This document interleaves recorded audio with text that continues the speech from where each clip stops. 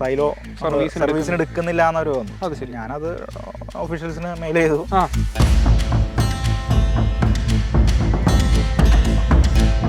ഒറ്റ പ്രാവശ്യം 1,20,000 ആകാറായിട്ടും ഒരു പ്രാവശ്യമാണ് നമ്മൾ.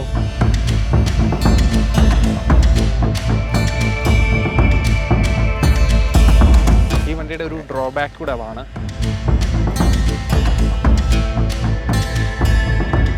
Hi friends, welcome back to our channel. സാധാരണ എപ്പോഴും നമ്മൾ ചെയ്യുന്നത് പോലുള്ള വണ്ടിയുടെ സൈഡിൽ നിന്നുള്ള ഇൻട്രോ അല്ല ഇന്ന്. കാരണം നല്ലൊരു വിശാലമായ നല്ലൊരു ലൊക്കേഷൻ, നല്ല മാള എന്ന് പറയുന്ന സ്ഥലത്താണ് ഞാനിപ്പോൾ നിൽക്കുന്നത്. അവിടെ ഒരു ബ്യൂട്ടിഫുൾ സൺസെറ്റ് സ്പോട്ടിലാണ് ഇപ്പോൾ നിൽക്കുന്നത്. അപ്പോൾ അത് കാണിച്ചുകൊണ്ട് തുടങ്ങാമെന്ന് വിചാരിക്കുന്നു. കൂടാതെ പണി എന്ന ഫിലിമിലെ കുറച്ച് ഷൂട്ടിംഗ് ലൊക്കേഷൻസ് ഇവിടെയൊക്കെയാണ്. കുറേ ചെമ്മീൻ കെട്ടുകളും നല്ല കുറച്ച് തുരുത്തുകളൊക്കെ ആയിട്ട് ഉള്ള നല്ലൊരു സ്ഥലത്താണ് ഇപ്പോൾ നിൽക്കുന്നത്. അപ്പം വണ്ടി ഏതാണെന്ന് നിങ്ങളിപ്പോൾ ഫ്രെയിമിൽ ചെറുതായിട്ടൊന്ന് കണ്ടുവേണം, തമിഴിൽ ഓൾറെഡി കണ്ടിട്ടുണ്ടാവുമല്ലോ. ഓക്കെ, നമ്മുടെ കയ്യിൽ ഇന്നുള്ളത് മഹീന്ദ്രയുടെ സൈലോ എന്ന് പറഞ്ഞ വെഹിക്കിളാണ്. സോ ഈ ഒരു വണ്ടിയുടെ യൂസർ എക്സ്പീരിയൻസ് പലരും റിക്വസ്റ്റ് ചെയ്തിട്ടുണ്ട്. അതനുസരിച്ച് നമ്മൾ ഇന്നൊരു യൂസർ എക്സ്പീരിയൻസ് ചെയ്യാൻ വന്നിരിക്കുന്നു. കുറച്ച് കിലോമീറ്റേഴ്സായ സൈലോ ഇഷ്ടപ്പെടുന്ന ഒരുപാട് പേരുണ്ട്. മഹീന്ദ്രയുടെ ആദ്യത്തെ SUV-കളിൽ പെടുന്ന ഒരു വാഹനമാണ് ഇതും. സോ ഇതിൻ്റെ ഒരു പ്യുവർ യൂസർ എക്സ്പീരിയൻസിലേക്ക് സ്വാഗതം. നല്ലൊരു ലൊക്കേഷനിൽ വെച്ച് തന്നെ നമുക്ക് യൂസറിനെ വീഡിയോയിലേക്ക് സ്വാഗതം ചെയ്ത് ഇതിൻ്റെ ഒരു എക്സ്പീരിയൻസ് ചോദിക്കാം. സോ നമ്മുടെ സൈലോയുടെ ഓണർ ഇതാണ്. ഹായ് ചേട്ടാ, വെൽക്കം ടു ചാനൽ. അപ്പം എന്താണ് പേരെന്നും എന്ത് ചെയ്യുന്നു പ്രേക്ഷകരോട്? ഓക്കെ, പേര് സുമേഷ് എന്നാണ്. ഓക്കെ, ഞാനവിടെ ഒരു അങ്കമാലി ഒരു എയർ ട്രാവൽസിനാണ് വർക്ക് ചെയ്യുന്നത്. ഓക്കെ, വിസ ഡോക്യുമെന്റേഷൻ അതിൻ്റെ അസിസ്റ്റൻസ് ആയിട്ടാണ് വർക്ക് ചെയ്യുന്നു. ഓക്കെ, അപ്പോൾ ഒരു സൈലോ വാങ്ങി അല്ലേ? സൈലോ വാങ്ങിയിട്ട് ഇപ്പം എത്ര കാലമായി? 2009 തൊട്ട് മഹീന്ദ്രയുടെ ഒരു SUV ആണ് സൈലോ എന്ന് പറയുന്നത്. അപ്പം ഇതിപ്പം സ്വന്തമാക്കിയത് എന്നാണ്? 10 വർഷമായിപ്പോൾ. 10 വർഷമായിട്ട് ഉപയോഗിക്കാറുണ്ട്. അത് അന്ന് എങ്ങനെ ഇതിലോട്ട് വന്നു? മറ്റ് വാഹനങ്ങൾ ഓപ്ഷൻസ് ഒക്കെ ഉണ്ടായിരുന്നു, ഇതിലോട്ട് വന്നത് എങ്ങനെ? ഇതിൻ്റെ ഒരു യാത്ര എക്സ്പീരിയൻസ് ഒന്ന് വിവരിക്കുക. ഇത് ആക്ച്വലി ലൈഫിലുള്ള ഫസ്റ്റ് വണ്ടിയാണ് എൻ്റെ. കാരണം നമ്മൾ വെഡ്ഡിങ് കഴിഞ്ഞ് എൻ്റെ വെഡ്ഡിങ് കഴിഞ്ഞ് 10 വർഷമായി. അപ്പോൾ ആ വെഡ്ഡിങ് കഴിഞ്ഞിട്ട് നമ്മളെ കയ്യിൽ കിട്ടുന്നൊരു ഗിഫ്റ്റ് എന്ന് വേണമെങ്കിൽ പറയാം. അങ്ങനെ വന്നൊരു വണ്ടിയാണ്.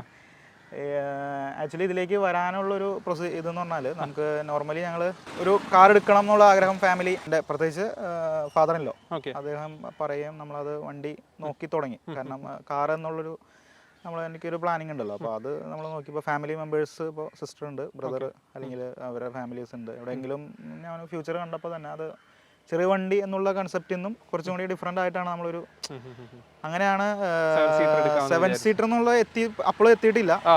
നമ്മൾ ബൊലേറോ ആണ് എൻ്റെ മനസ്സിലുള്ളത്.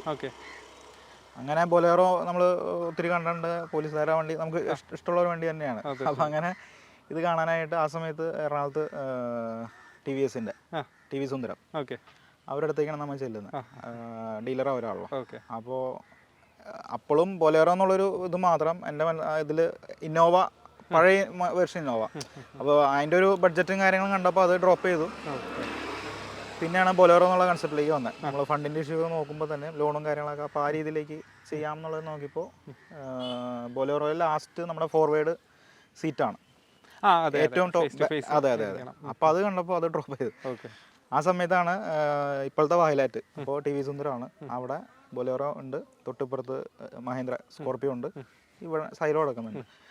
സ്കോർപ്പിയോ എൻ്റെ മനസ്സിലില്ല, കാരണം അതിൻ്റെ ഒരു സൈസും നമുക്ക് ആ ഒരു ആകാര ഭംഗി, വണ്ടിയൊക്കെ നല്ല വണ്ടിയാണ്, പക്ഷേ അതൊരു ഇച്ചിരി ഒരു ഇതുള്ളത് തന്നെ. അപ്പോൾ അതും അവോയ്ഡ് ചെയ്തു. പിന്നെയാണ് സൈലോ തൊട്ടിപ്പുറത്ത് നിൽക്കുന്നത്. അപ്പോൾ ഇതിൽ നമ്മൾ മുമ്പ് നമ്മൾ ഫ്രണ്ട്സായിട്ട് ദൂരെ 1-2 യാത്ര ചെയ്തിട്ടുണ്ട്. അപ്പോൾ ആ ഒരു വണ്ടിയുടെ ഒരു യാത്രാസുഖം എനിക്ക് ഓൾറെഡി ഉണ്ട് എൻ്റെ മനസ്സിൽ. അങ്ങനെയാണ് സൈലോയിലേക്ക് വരുന്നത്. ഓക്കെ, അപ്പോൾ കുറേ വേരിയൻസ് ഉണ്ടല്ലോ. ഇതിപ്പോൾ ഇത് കിടക്കുന്നത് H8 ടോപ്പ് വേരിയന്റിന്റെ തൊട്ട് താഴെ എന്ന് പറയാം. അതിലൊരു ടോപ്പ് വേരിയന്റ് തന്നെയാണ് ഇത്. എയർ ബാഗ് ഇല്ല എന്നുള്ളൊരു ഇത് മാത്രമാണ്. അതിൽ എയർ ബാഗ് ഇല്ല. എയർ ബാഗ് ഇല്ല എന്നുള്ള ഇതിനും മുകളിലുള്ള ടോപ്പ് H9 ഉണ്ട് ശരിക്കും. ഇത് H8 ആണ്. H9 ഉണ്ട്. ഓക്കെ, അതിൽ മാത്രമേ എയർ ബാഗ് ഉള്ളൂ. ഓപ്ഷൻ ഈ വണ്ടിയുടെ ഒരു ഡ്രോബാക്ക് കൂടെ ആണ്. എയർ ബാഗ് ഇല്ല എന്ന് വേണമെങ്കിൽ പറയാം. പിന്നെ വേറെ പ്രത്യേകിച്ച് ഡ്രോബാക്ക് എന്ന് പറയാനായിട്ട് ഇല്ല. വണ്ടി അത് ശരിക്കും മഹീന്ദ്രയെ സംബന്ധിച്ചോളം സ്റ്റോപ്പ് ചെയ്തത് ഒരു മണ്ടത്തരമായെന്നാണ് എനിക്ക് തോന്നുന്നത്. കാരണം മറാസൊക്കെ ഇറക്കിയിട്ടൊന്നും അത്ര സക്സസ് ആയില്ല. ശരിക്കും നല്ല വണ്ടിയാണ്. അതെ. സ്പേസ് ആണെങ്കിലും നമ്മളിപ്പോൾ ഇത്രയും, ഇപ്പോൾ എൻ്റെ നാട്ടിൽ തന്നെ ഒത്തിരി പേര് ഇതിൽ യാത്ര ചെയ്യുന്നുണ്ട്. ദൂരയാത്രയും കണവാനം പോകുന്നതാണ്. അമ്പലത്തിൻ്റെ കാര്യങ്ങളൊക്കെ ആയിട്ട് ഇങ്ങനെ പോകുമ്പോൾ അത്യാവശ്യം കുറേ പേര് യാത്ര ചെയ്തിട്ടുണ്ടെങ്കിൽ എൻ്റെ അടുത്തുള്ളവരും ഫ്രണ്ട്സും ഒത്തിരി പേര്. അവർക്കറിയാം. അപ്പോൾ നമ്മൾ അതനുസരിച്ച് യാത്രാസുഖമുണ്ട്, ഡ്രൈവ് ചെയ്യാനും നല്ല സ്മൂത്താണ് ഫീൽ ചെയ്തിട്ടുള്ളൊരു കാര്യമാണ്. എൻ്റെ ഫ്രണ്ടിൻ്റെ ഇതിൻ്റെ മിനി വെർഷൻ ക്വാണ്ടോ അത് ഡ്രൈവ് ചെയ്യുമ്പോൾ വളരെ നല്ല സ്മൂത്ത്. ഇത്രയും എംഹോക്ക് എഞ്ചിനാണ്. പിന്നെ എംഹോക്കാണ് 2 എഞ്ചിൻ ഓപ്ഷൻസ് ആണുള്ളത്, MDI CRDI എംഹോക്കും. അതിൽ എംഹോക്കാണിത്.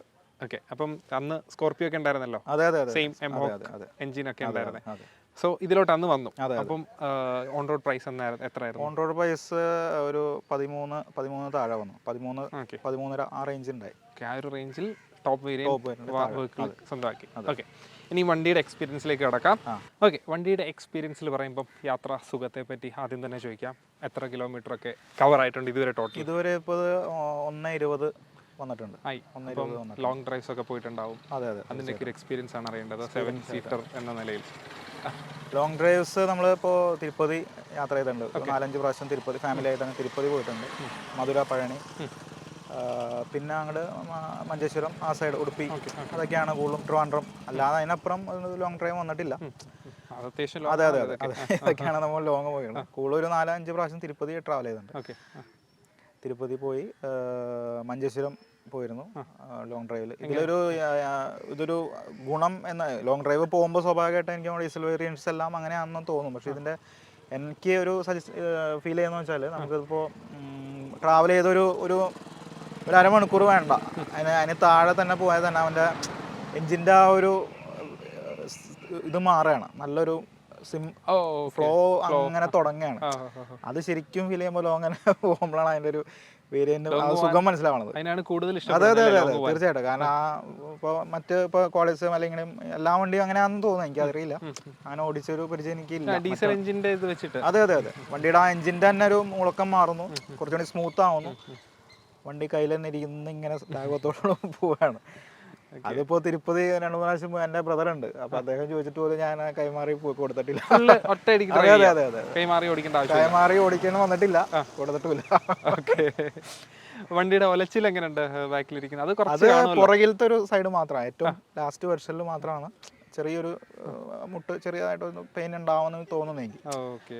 എങ്കിലും കമ്പാരിറ്റീവ്ലി വണ്ടിയുടെ സൈസ് നോക്കുമ്പോൾ ഇത്രയും സ്പേസ് ഉണ്ടാകുന്ന വിചാരിക്കില്ല. പക്ഷെ അകത്തെ തേർഡ് റോയിൽ മാത്രമാണ് സ്പേസ് കുറവാണെങ്കിലും ഈ ഒരു സൈസ് വണ്ടിയിൽ അത്രയും സ്പേസ് അവർ ഒപ്പിച്ചു എന്ന് എനിക്ക് തോന്നിയത്. അതിപ്പോ സീറ്റ് നമുക്ക് തിരിച്ച് നമുക്ക് ഇടാം, സ്വാഭാവികമായിട്ട് അതിന്റെ ഉള്ളിൽ തന്നെ നമുക്ക് ലഗേജ് വെക്കാം, അതിനുള്ള സ്പേസ് ഉണ്ട്. ലോങ് ഡ്രൈവിനെ പറ്റിയ ഒരു തന്നെയാണ്. അതുകൊണ്ട് തന്നെയാണ് ഇപ്പോഴും ഒരു 5 സീറ്ററിന്റെ വലുപ്പം തോന്നിക്കും വെളിയിൽ നിന്ന്, പക്ഷേ 7 സീറ്റർ ആണ്, സ്പേസ് ഉള്ളത് കൊണ്ട് ചോദിച്ചതാണ്. ഓക്കെ, അതാണ് ദൂരയാത്രകളൊക്കെ ചെയ്തിട്ടുള്ളത്. പിന്നെ സർവീസ് ഇത്രയും കിലോമീറ്റർ സർവീസിൽ ഇപ്പോൾ നിൽക്കുന്ന വെച്ചാൽ ഇപ്പോൾ ഇതിന്റെ പാർട്സിന്റെ ഒരു ചെറിയൊരു ഡിലേ പാർട്സുകൾ കിട്ടുന്നുണ്ട്. ഇപ്പോൾ നമ്മൾ വയലാറ്റ് വഴിയായിരുന്നു എല്ലാം ചെയ്തിരുന്നത്, വയലാറ്റ് മഹീന്ദ്ര. അപ്പോൾ അവർ ലാസ്റ്റ് ഒരു കോൾ വന്നു വെച്ചാൽ ഇത് എടുക്കുന്നില്ല എന്നൊരു ഇതുവരെ വന്നു, സൈലോ സർവീസിന് എടുക്കുന്നില്ല എന്നൊരു വന്നു. ഞാനത് ഓഫീഷ്യൽസിന് മെയിൽ ചെയ്തു, അതിന് റിപ്ലൈ ആക്ഷൻ ഉണ്ടായി. 2 ദിവസങ്ങൾ അവർ വിളിച്ചു. തൃശ്ശൂർ റാം മോട്ടോഴ്സാണ് ഇപ്പോൾ നമ്മൾ ചെയ്യുന്നത്, ലാസ്റ്റ് ഒരു 1 ഇയറിൽ കൂടുതലായി. അപ്പോൾ അവരായിട്ടാണ് അത് ഏകദേശം ഒരു 5000 കിലോമീറ്റർ എല്ലാ ഇതിലും നമ്മൾ സർവീസ് 5000 നോർമലി കറക്റ്റായിട്ട് പക്കയായിട്ട് തന്നെ പോകണം. കമ്പനി സർവീസ് തന്നെയാണ്, ആ ഹിസ്റ്ററി കമ്പനി തന്നെയാണ് മെയിൻറ്റെയിൻ ചെയ്ത് പോകുന്നത്. അത് ശരി. ഓക്കെ, അപ്പം ഒരു വണ്ടി ഒരു ബ്രാൻഡ് നിർത്തിപ്പോയാൽ പോലും സർവീസ് കൊടുക്കണമെന്നാണ് നിയമം. അതെ.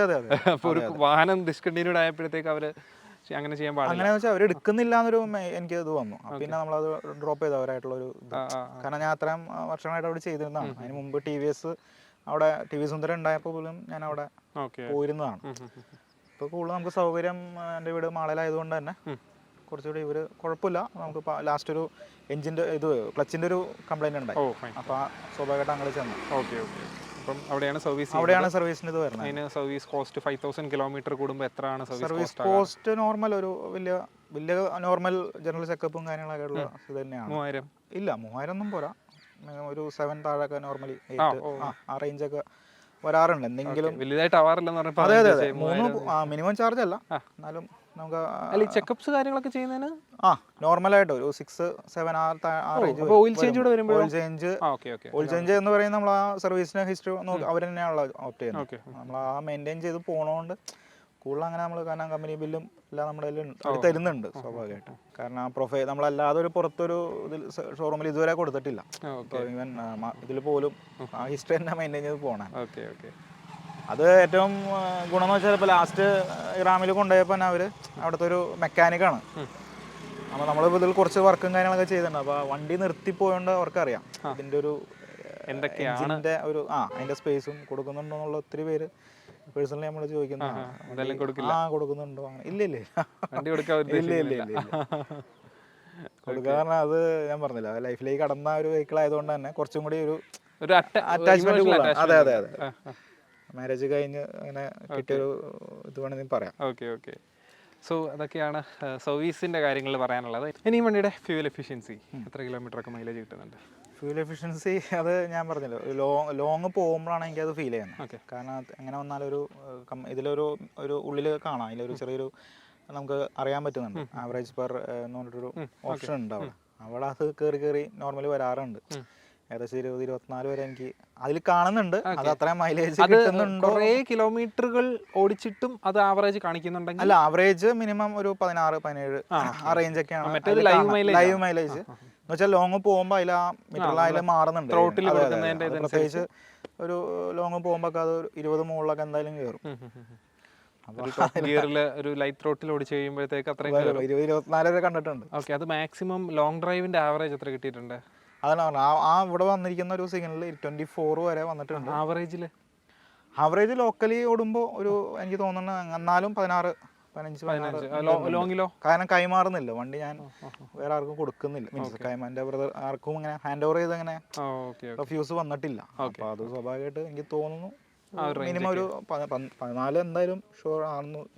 അതെ അതെ.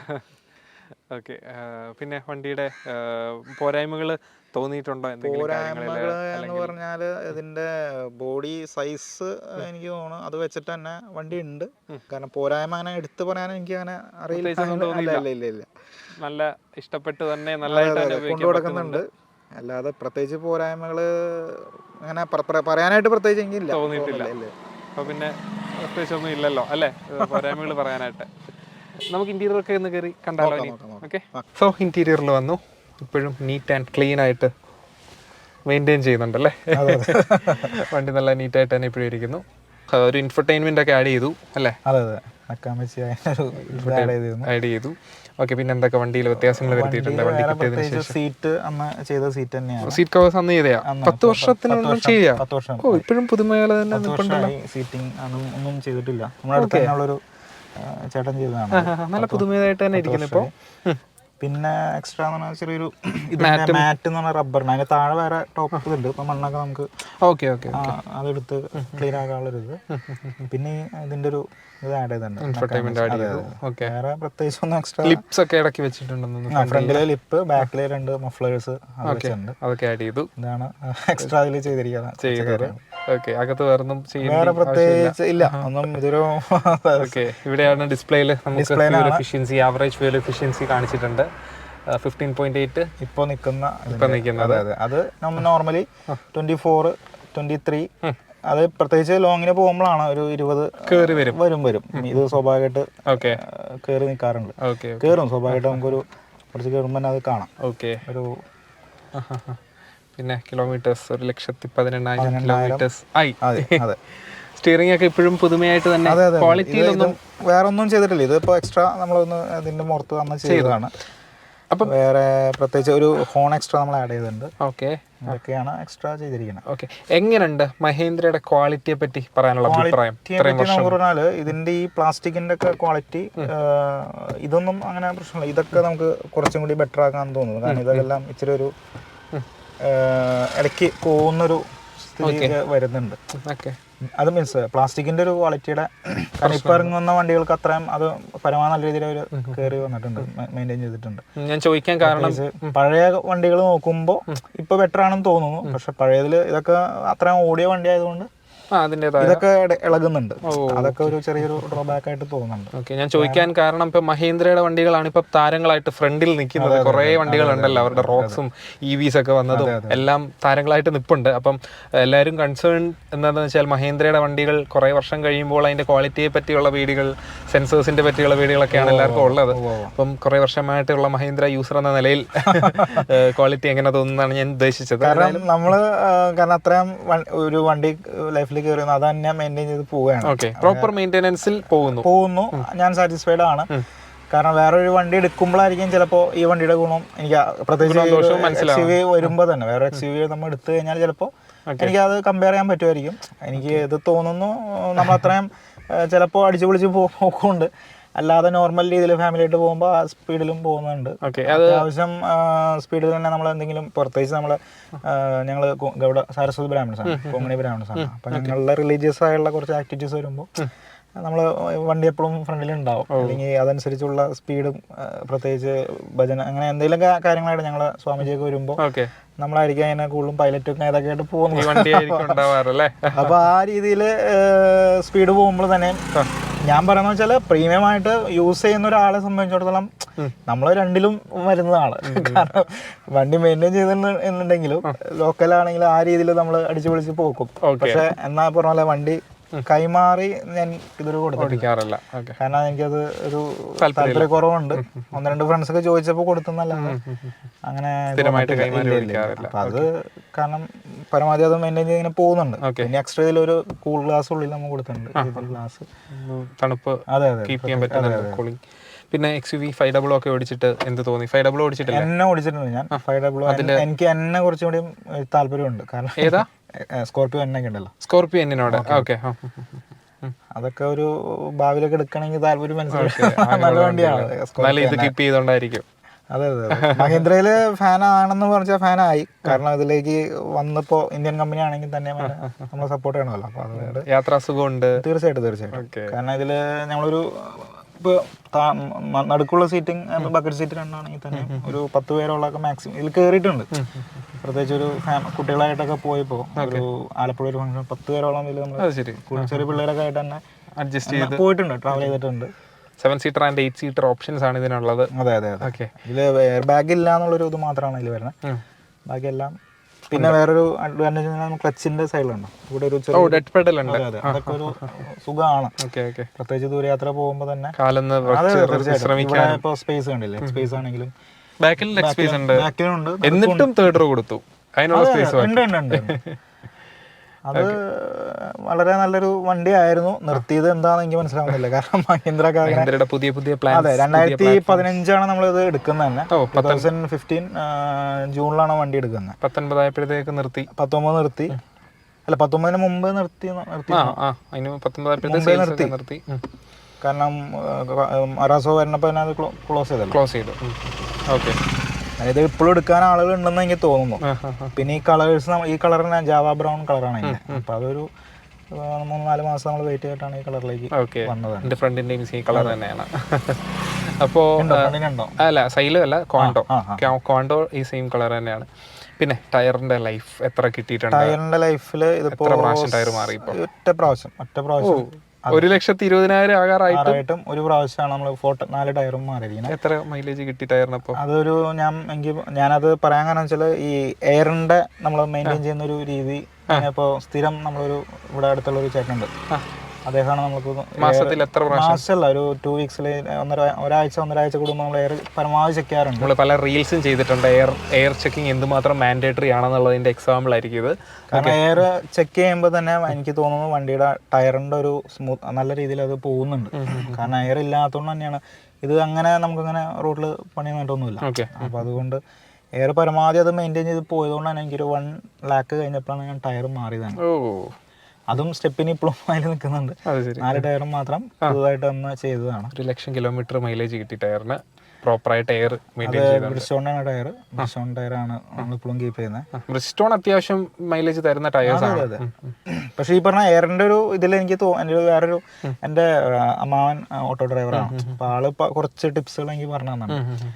അപ്പം അതിലൂടെയാണ് എനിക്ക് വേണമെങ്കിൽ വണ്ടി ക്രേസ് കൂടി എന്ന് പറയാം. കാരണം ആള് മക്കളെ നോക്കാനാണ് നന്നായിട്ട് വണ്ടികൾ കീപ്പ് ചെയ്യുന്നുണ്ട്. അപ്പോൾ ആള് കാരണം എയർ ആണെങ്കിലും ഇപ്പോൾ ഡീസൽ ആണെങ്കിലും അല്ലെ പെട്രോൾ ആണെങ്കിൽ പോലും എവിടെയെങ്കിലും നമ്മൾ സ്ഥിരം അടിക്കുന്ന പമ്പിൽ നിന്ന് തന്നെ അടിച്ചാൽ വണ്ടിക്ക് അതൊരു അങ്ങനെ കേട്ടിട്ടുണ്ട്, പലരും പറഞ്ഞിട്ടുണ്ട്. അപ്പം അതങ്ങനെ കുറച്ച് ഫോളോ ചെയ്ത് പോകുന്നുണ്ട്.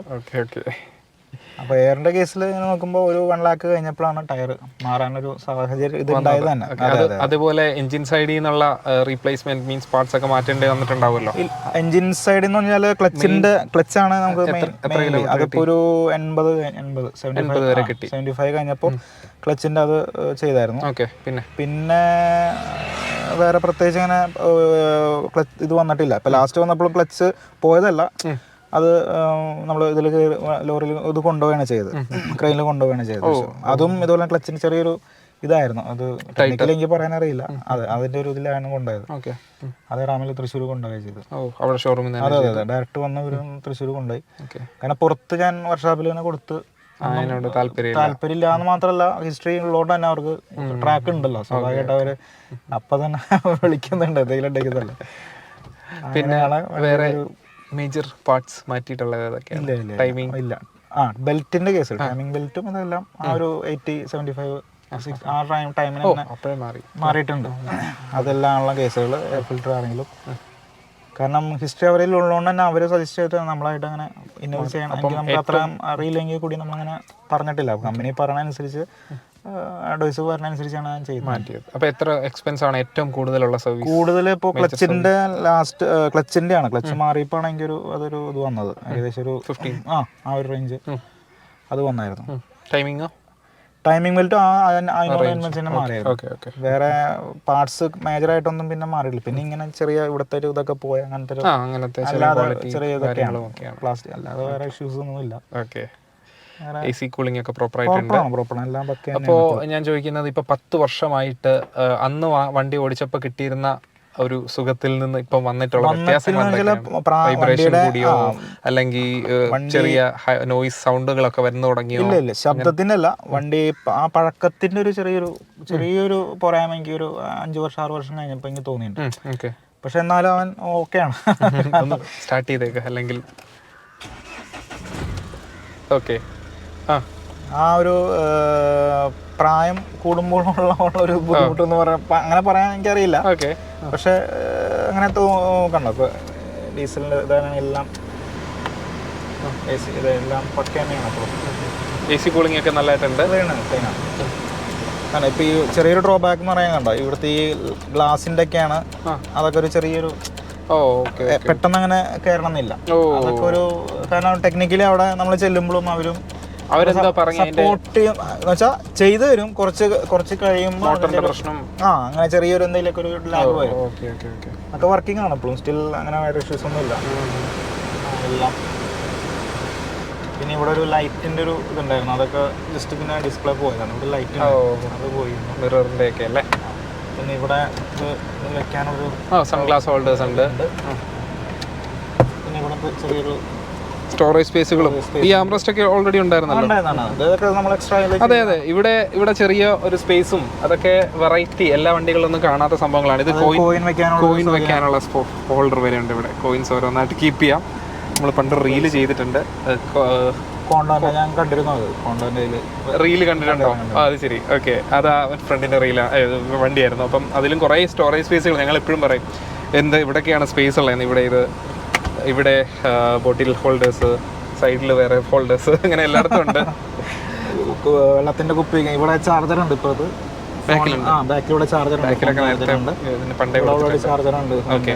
അതുപോലെ റിയർ വൈപ്പേഴ്സ് ആൻഡ് ഡിഫോഗസ് ഉണ്ട്. അത് ഗിയർ ഇടുമ്പോൾ, റിവേഴ്സ് ഗിയർ ഇടുമ്പോൾ ഓട്ടോമാറ്റിക് വർക്കാവും. ഓട്ടോമാറ്റിക് അതിലോട്ട് സ്വിച്ച് ആയിക്കോളും. അത് ചില വണ്ടികളിലൊക്കെ ഉണ്ട്, എന്നാലും ഈ ഒരു വണ്ടിയിൽ അന്ന് തൊട്ടേ ഉണ്ട് അല്ലേ? അതെ അതെ അതെ. ലൈറ്റ് ആണെങ്കിലും ഇവിടെ നമുക്ക് എക്സ്ട്രാ AC-യുടെ കൈ വെച്ച് 3 റോയിലും AC ഉണ്ട്. അതന്നെ ഒരു അഡ്വാൻറ്റേജ് ആണ്. ഇപ്പോൾ ജസ്റ്റ് അത് നമുക്കാണെങ്കിൽ ഓഫ് ചെയ്തിടാം. അതിനൊരു ജനല പോലെ ചെറിയൊരു നല്ല കൂളിംഗ് ഉള്ള വണ്ടിയാണ്. നല്ല കൂളിംഗ് ഉള്ള AC ആണ്. പിന്നെ വേറെ ലൈറ്റ് ഇപ്പോൾ സൈഡ് അടക്കം ലൈറ്റ് തന്നെയുണ്ട്. ഇപ്പം ഈ പറഞ്ഞ സ്പേസിന്റെ ഇത് നോക്കുകയാണെങ്കിലും സൈഡിലും ഉണ്ട്. ഓക്കെ, നമുക്ക് കുപ്പി വയ്ക്കാനും അതിനുള്ള സൗകര്യങ്ങൾ എല്ലാ സ്ഥലത്തും ഉണ്ടാവും. ഏറ്റവും പുറകെ റോയിലും ആ സംഭവങ്ങളുണ്ട്. ഓക്കെ, അങ്ങനെയാണ്. ഏതായാലും സൗകര്യങ്ങളെല്ലാം ഉള്ള ഒരു നല്ലൊരു വണ്ടിയായിരുന്നു മഹീന്ദ്ര നിർത്തി കളഞ്ഞത് അല്ലേ? നല്ലൊരു സസ്പെൻഷനും അത്യാവശ്യം നല്ല യാത്രാ സുഖവും ആവശ്യത്തിനുള്ള പവറും സ്റ്റിയറിംഗ് ഒക്കെ നല്ല ലൈറ്റ് ആണ്. പിന്നെ തീർച്ചയായിട്ടും ഞാൻ ഓടിച്ചിട്ടുണ്ട്, അപ്പോൾ നല്ല ഡ്രൈവിംഗ് ഫീൽ ഉണ്ട് വണ്ടിക്ക്. ഓക്കെ, അപ്പം അതൊക്കെയാണ് നമുക്ക് പറയാനുള്ളത്. അപ്പം ഒരു യൂസ്ഡ് കാർ മാർക്കറ്റിൽ ഒരു സൈലോ കണ്ടാൽ ആളുകളോട് എടുക്കാൻ സജസ്റ്റ് ചെയ്യും അല്ലേ? തീർച്ചയായിട്ടും. കാരണം ഇതിപ്പോ കിട്ടാനില്ല എന്നുള്ളതാണ് എൻ്റെ ഒരു വണ്ടി ഇല്ലല്ലോ, വണ്ടി അധികം ഇറങ്ങിയിട്ടില്ല, ഉള്ളവർ കൊടുക്കുന്നില്ല. കാരണം ഉണ്ട് ഇപ്പൊ കോയമ്പത്തൂരും അവിടെയൊക്കെ വണ്ടി നമ്മൾ ഇതിലൊക്കെ ഓയിലക്സിലൊക്കെ കണ്ടിട്ടുണ്ടെങ്കിലും ഇവിടെ അങ്ങനെ മാർക്കറ്റിൽ കേരളത്തിലേക്ക് പോകുന്ന വണ്ടികൾ ഈ വണ്ടി അത്രയും കുറവാണെന്ന് തോന്നുന്നു, ഇറങ്ങിയിരിക്കുന്ന തന്നെ കുറവാണ്. കാരണം ഇവിടെ ഫേമസ് ഒരു ഹാരിസ് സമീർ അലി, അദ്ദേഹത്തിന് ഒരു സൈലോ ഉണ്ട്. ഞാൻ പേഴ്സണലി ആളെ അറിയില്ല, മീറ്റ് വണ്ടി ഉണ്ടെന്ന് അറിയാം. പിന്നെ മാളയിൽ ഇത് മാത്രമേ ഉള്ളൂ.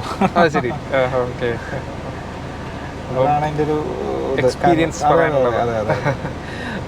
വണ്ടി എടുക്കണ അല്ലെങ്കിൽ ഇപ്പോഴത്തെ ഒരു നമ്മൾ ഏത് വണ്ടിയാണെങ്കിലും നമ്മൾ അത് ശരിക്കും പറഞ്ഞാൽ പ്രകൃതിയോട് കാണിക്കുന്ന ഒരു ഇതെന്ന് വേണമെങ്കിൽ എനിക്ക് പറയാം. കാരണം വണ്ടി എടുത്താൽ അത് 15 വർഷത്തേക്ക് നമുക്ക് അതിൻ്റെ വാലിഡിറ്റി ബുക്കിൽ തരുന്നുണ്ട്.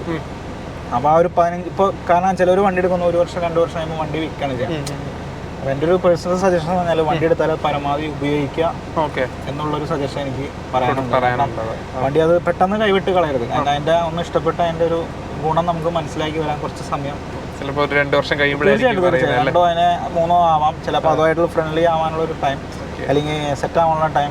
ഇതൊക്കെ ഇത്തിരി വലിയ വണ്ടി ആയതുകൊണ്ട് തന്നെ എടുത്തപ്പോൾ എനിക്കൊരു ടെൻഷൻ ഉണ്ടായിരുന്നു. നമ്മളത് പ്രത്യേകിച്ച് ഫ്രണ്ട് തട്ടോ ഇല്ലയോ, ഇപ്പോൾ ഏത് ഇതുണ്ടെങ്കിൽ നമുക്ക് ലാഭത്തോടെ കൊണ്ടുപോകാം. വലിയ വണ്ടിയാന്നുള്ള ഫീല് നമുക്ക് ഇല്ല.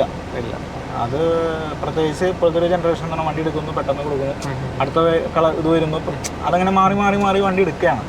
അപ്പോൾ അതൊരു സജഷൻ എനിക്ക് പറയാനുണ്ട്. കാരണം വണ്ടി അത് പരമാവധി ഉപയോഗിക്കുക എന്നുള്ളതാണ്. മിനിമം ഒരു 10 വർഷം മാക്സിമം ഉപയോഗിക്കുക, മിനിമം ഉപയോഗിക്കുന്നില്ല, മാക്സിമം ഉപയോഗിക്കുക തന്നെ കൊടുക്കുക. കാരണം വണ്ടി പെട്ടെന്ന് അങ്ങനെ എടുത്ത് കൈമാറരുത് അല്ലെങ്കിൽ കൊടുക്കരുത് എന്നുള്ളൊരു സജഷനാണ് പറയാനുള്ളത്. പ്രത്യേകിച്ച് ഇത്രയും വലിയ വണ്ടികളൊക്കെ എടുക്കുമ്പോൾ. കാറുകൾ ഇപ്പോൾ ചെറിയ കാറാണെങ്കിൽ നമുക്ക് ഓക്കെ, ഇപ്പോൾ ചെറിയ ഫാമിലി വരുന്നതനുസരിച്ച് വണ്ടി മാറാം. വലിയ വണ്ടി എടുക്കുമ്പോൾ അതിൻ്റെ ഒരു ഗുണമുണ്ട്. ഈ വണ്ടിയിൽ പ്രത്യേകിച്ച് കുറേ ടൈനി ബിറ്റ്സ് ഞാൻ കണ്ടു. ഇങ്ങനെ നമ്മൾ കോയിൻ ഹോൾഡർ പറഞ്ഞ പോലെ തന്നെ വേറൊരു കാര്യമാണ്, ഇത് ഞാനിപ്പം മുമ്പെയാണ് ശ്രദ്ധിച്ചത്. ഇത് നമുക്ക് ലൈറ്റ് എങ്ങോട്ട് വേണേൽ ഫോക്കസ് ചെയ്യാം. താഴോട്ട് ആണ് കാണണ്ടെങ്കിൽ താഴോട്ട് വെക്കാം, മുകളിലോട്ട് വെക്കണം, എങ്ങോട്ട് വെക്കാം. അതൊക്കെ ചെറിയ ചെറിയ കാര്യങ്ങളാണ്, പക്ഷേ യൂസ്ഫുൾ ആണ് പല സന്ദർഭങ്ങളിലും അല്ലേ? ഓക്കെ, അപ്പം അതൊക്കെയായിരുന്നു നമുക്ക് സൈലോയെ പറ്റി പറയാനുള്ള കുറച്ച് എക്സ്പീരിയൻസും കാര്യങ്ങളും. Thank you so much Sumesh ചേട്ടാ, വളരെ നന്ദി. നല്ലൊരു എക്സ്പീരിയൻസ് സൈലോയെ പറ്റി നമുക്ക് അറിയാനായിട്ട് സാധിച്ചു. സൈലോ യൂസേഴ്സിനും സൈലോ ഇഷ്ടപ്പെടുന്ന ആളുകൾക്കും ഇതൊരു നല്ല വീഡിയോ ആണ് എന്ന് പ്രതീക്ഷിക്കുന്നു. നിങ്ങളുടെ വീഡിയോയെ പറ്റിയുള്ള അഭിപ്രായം താഴെ കമൻറ്റ് സെക്ഷനിൽ രേഖപ്പെടുത്തുക. നമ്മുടെ യൂസർ എക്സ്പീരിയൻസ് കാണാനായിട്ട് നമ്മുടെ ചാനൽ സബ്സ്ക്രൈബ് ചെയ്യാനായിട്ട് മറക്കരുത്. ഇതുപോലുള്ള യൂസർ റിവ്യൂസും നിങ്ങളുടെ വണ്ടിയുടെ യൂസർ റിവ്യൂ നിങ്ങൾക്ക് ചെയ്യാൻ താല്പര്യമുണ്ടെങ്കിൽ നമ്മളായിട്ട് കോൺടാക്ട് ചെയ്യാം walkwithNaf@gmail.com, അല്ലെങ്കിൽ നമ്മുടെ ഇൻസ്റ്റഗ്രാം അല്ലെങ്കിൽ വാട്സാപ്പ് നമ്മുടെ ബയോയിൽ കൊടുത്തിട്ടുണ്ട്. So go and check it out. നമ്മൾ പുതിയ ഇതുപോലുള്ള യൂസ്ഫുൾ വീഡിയോസും യൂസർ എക്സ്പീരിയൻസും പുതിയ വണ്ടിയുടെ വീഡിയോസൊക്കെ ആയിട്ട് നമ്മൾ വീണ്ടും വരുന്നതായിരിക്കും. അതുവരേക്കും ഗുഡ് ബൈ.